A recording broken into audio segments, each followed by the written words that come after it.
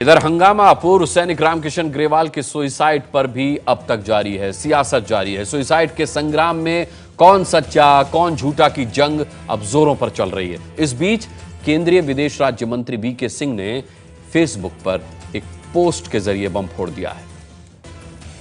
क्या लिखा है उन्होंने? सदा एक सैनिक की मृत्यु गोली से नहीं होती, कभी कभी उसका गौरव उसकी मृत्यु का कारण बनता है। निश्चिंत रहिए, रामकिशन ग्रेवाल की आत्महत्या की जांच होगी। तथ्य सामने आ रहे हैं कि वो कुछ समय से कुछ प्रतिष्ठित नेताओं के संपर्क में चल रहे थे।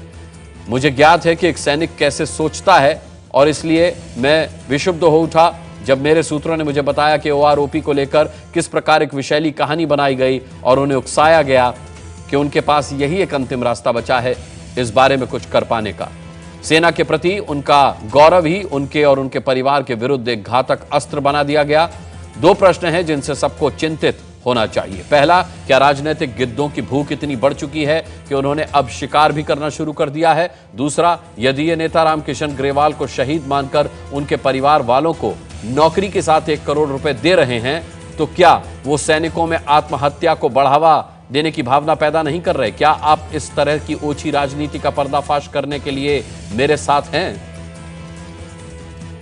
मोदी जी और जनरल वीके सिंह सैनिकों की लाशों पर राजनीतिक रोटियां सेकते हैं। सैनिकों की कुर्बानी पर, सैनिकों के पार्थिव शरीरों पर राजनीतिक रोटियां सेकना बंद करिए और सैनिकों के साथ न्याय करिए। उनको 1 रैंक 1 पेंशन दीजिए। उनको सूबेदार रामकिशन ग्रेवाल की तरह आत्महत्या की तरफ मत धकेलिए। उनका अपमान मत करिए। उनके पास पॉलिटिक्स करने के लिए और कुछ नहीं है तो सिर्फ लाशों की पॉलिटिक्स करते हैं।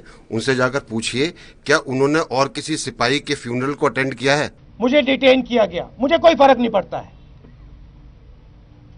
मगर जो मैंने परसों अपनी आंखों से देखा, जिस प्रकार से एक शहीद के परिवार के साथ बर्ताव हुआ, जिस प्रकार से मेरे सामने उन्हें घसीटा गया कमरे से बाहर, गलत तरीके से गाली दी गई उनको। 43 साल से उन्होंने कभी इस तरफ ध्यान नहीं दिया और 5,500-6 हजार करोड़ रुपया जो जा चुका है उसके विषय में कोई बात नहीं की 1 रैंक 1 पेंशन, बल्कि 2 बार सरकार में रहते हुए इस विषय को खारिज किया गया। और इनकी दादी जो थी उन्होंने ही 1 रैंक 1 पेंशन को रिवर्स किया था। न वो सरकार जो है यहाँ एडमिनिस्ट्रेशन जो है वो जरूरत से ज़्यादा है ना इसमें रोक टोक किया तो उससे नुकसान होगा सरकार को। है ना इतनी साधारण बात को अकारण ही इतना बढ़ाया। आदमी के हाथ में सरकार आती है, राज आ जाता है तो उसका संतुलन बिगड़ जाता है। वो संतुलन जब बिगड़ता है तभी नीचे जाते हैं। भारतीय जनता पार्टी के लोग तो लोगों की आवाज दबाने में, लोगों का गला घोटने में, लोकतंत्र की हत्या करने में यकीन रखते हैं। जनरल वीके सिंह की मानसिक स्थिति की जांच नहीं होना चाहिए? मुझे तो लगता है कि उनको जल्दी से ही किसी नजदीकी अस्पताल में भर्ती कराना चाहिए। उनका दिमाग खराब हो गया है, पागल हो गए हैं वो।